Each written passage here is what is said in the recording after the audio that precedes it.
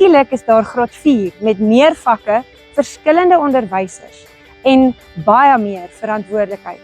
In graad 3 maak ons reeds ons kinders gereed vir hierdie nuwe fase wat vir hulle wag.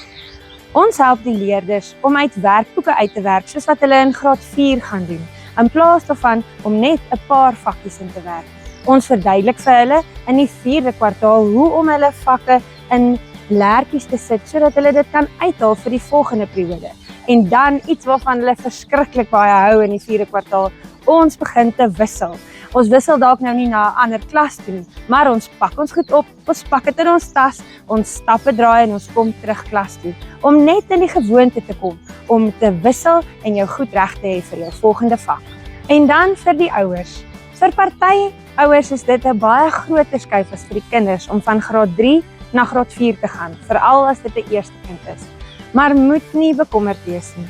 Vir julle ouers reël ons 'n sessie met 'n juffrou van graad 4 om vir julle te verduidelik wat is die goed waarna julle kan kyk om julle kinders te help om hierdie fase nog makliker vir hulle te maak.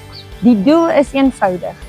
Vir graad 4 moet ons kinders gereed wees en hulle moet nie bang wees nie. Hulle moenie voel dat hulle in die diep kant ingegooi word. Vir u as ouer moet jy 'n geruste hart hê om te weet, ons graad 3's praat met ons graad 4 onderwysers en hulle maak hulle gereed op hierdie manier om gereed te wees vir graad 4 en om so hulle volle potensiaal daar te kan bereik. Ons wil hê elke kind moet kan sê, ek is gereed vir wat volgende kom.